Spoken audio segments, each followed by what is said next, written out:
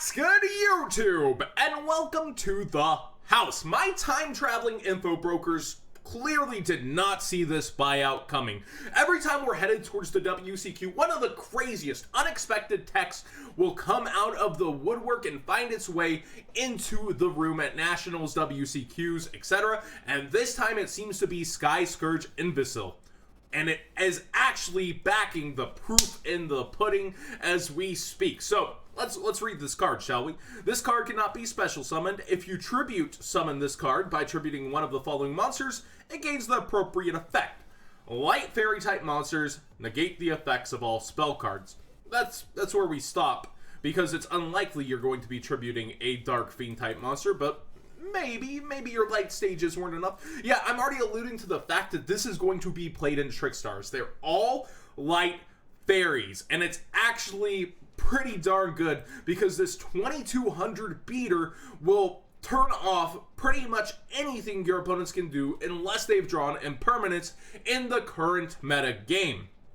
This is actually pretty crazy. So Sky Striker cards, Trickstar cards, you're not getting over this very easily. You would have to find a way to get 3 monsters out on board really fast, and it does turn off your own light stage is kind of the chink in the armor I'm already thinking. For counter siding, if you see this card, you end up maybe wanting to side reactive traps like Compulse so that they're not dead to light stage, but definitely interesting that this card has that chink in the armor where it turns off light stage, so it's not like a 1-2 combo, it's not doing it. But the main important part is there's no outs until you either have enough spells in the graveyard for Kagari or the other link to get over this, or you've got to find another way. Life always finds a way, but it's definitely better than, in my opinion, another card that got out, but $150. We actually come over to eBay. The supers are at $5. Yes, there's a budget version. And over here, there are a couple, but you'll have to find cards from the seller that they have besides just this. So if you want it cheap, go hunting. But otherwise, it's at like $5-ish right now. It's actually pretty crazy that all versions of this old card that just hasn't got a reprint since Force of the Breaker are going insane. This card is pretty crazy because, like, Enrai's got a little bit hype at one point.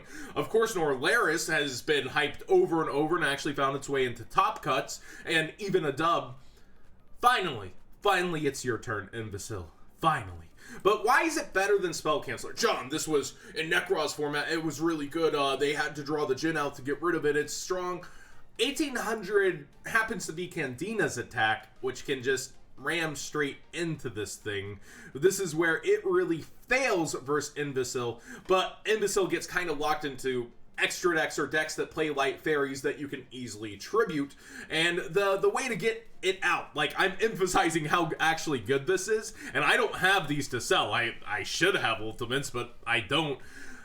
You actually have Nightmare Goblin in your extra deck as well, so as you go through your turn and you pitch a reincarnation from your hand for your Nightmare, you're able to get a tribute summon on top, pretty much guaranteed, for your Invicil from your graveyard, resource relative free, and then tribute summon this out and just make its presence known and keep beating your opponent down. They and the current meta pretty much have to have impermanence or start siding cards for this. It's a huge shakeup for Nationals. I don't want it to be understated. It actually is very, very real. So with 3 terraforming, 3 light stage, and then 3 of these, it's about a 20% chance, as I've been told, of opening both. And 1 out of every 5 duels doesn't sound like a lot. It pretty much is. And then that's not counting cards like Pot of Desires, draw cards, and perhaps the ways to get through your deck to it.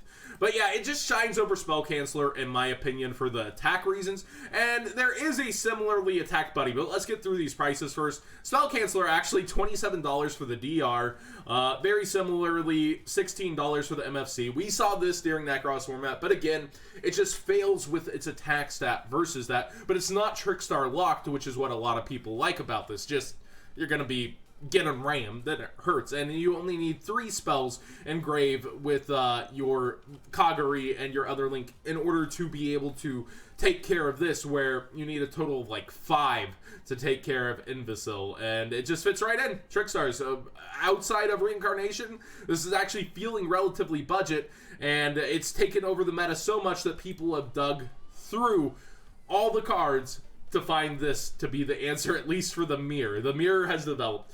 Naturia Beast is similarly stat-lined, right? 2200 attack. Where does it fail? Well, it's Earth-locked is its first problem, and its second problem is that while accessible from the extra deck, Master Rule 4 wasn't the kindest to synchro summoning. Now, that's not to say there's not decks that can just pump this out and have fun with it and easily get it there, but in order to make it consistently, it's not the easiest thing.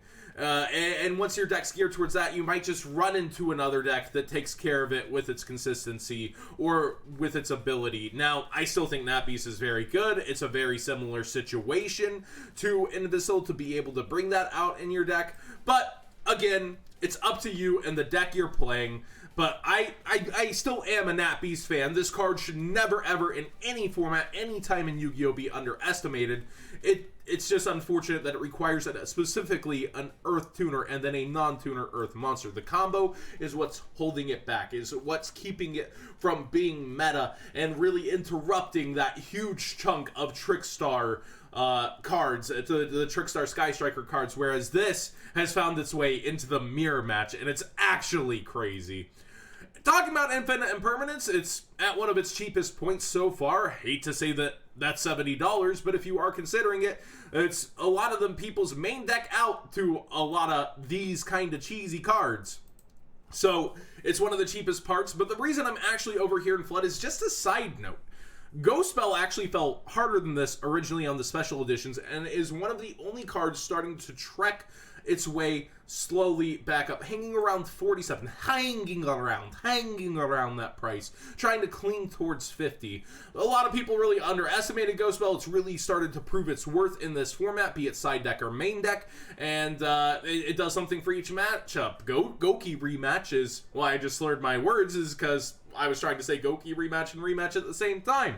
We also have certain strategies like Spiral Double Helix. Spirals were trying to be a thing. It just feels like it has something for every matchup, so that's why it goes here. And then it actually stops the Hand Trap Stopper Drag Down by the Grave. That's pretty good value if you ask me. An investment call right here. Just looking at Pendulum Evolution, it was underestimated once before, and I think at some point will rise once again. Wisdom Eyes, we saw it 3 to 4, even near $5 at one point, and there's only 47 prices. So this is the perfect time. If you see these in binders, I wouldn't go out in mass and buy them. They're not doing anything right now. But as you're trading, I would just, whenever you're looking for trade filler, this is one of those cards to go for. Wisdom Eye, certain cards from the set. I would take Super Jokers, just anything you can think of that could go up the moment something happens on the ban list or something happens with the decks. Heck, Chronograph is still good right now. It's actually decent. Pendulums can still top. It's not just one man's mad dream. Pendulums are actually viable. So it's heavily undervalued. It eventually did have mass sales from vendors, but it's still a cheap product, and it's still very easy to get a lot of this set. So trade and filler, I would stack up on this just for the in case one day. I've noticed also, talking about Spell Negation, Imperial Order trekking up slowly. We look at the Dual Saga, it's towards 520. Its market price for the Secret has trekked back up as well, although I really don't know that it had many sales below this point at a little over $5 versus $4.74. Just each little one is trekking up versus its market price, and I find that to be interesting. So do with that information what you may. Of course, people are looking at all sorts of spell negations. The DB actually sitting where it is. I find it weird that people prefer the Dual Saga to it, but it's not the most flattering ultra rare, and this is newer updated card text, so I can see how it beats a DB1, but for collectors' sakes, weird. I guess GOAT format players really are sticking to that secret rare. And then, of course, the Legendary Collection secret rare looks nice, crisp. $8.76, the highest price out of all of them versus market price. So people just generally looking around, please negate these spells, please stop these spells. And we see it actually with the Battles of Legend, Light's Revenge anti-spell as well, 540 versus 5.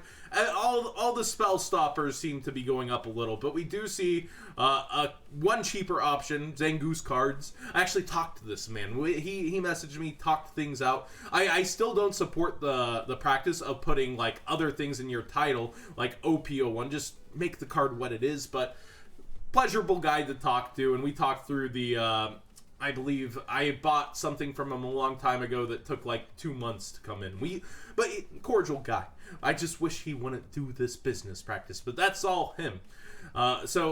Cheapest though, out of Battles of Legend ends up being the right one this time, and then we see 550, 550, 555. Sometimes you just gotta do whatever you gotta do to hustle. But we do see over here, it's about the same price. It's just been creeping up. So things you might want to consider for WCQ if you don't have it already. You should have this already. I feel like I've said that several times. But it's spell stoppage season, boys, and we're really reaching deep for it, it seems. Thanks for watching, everybody.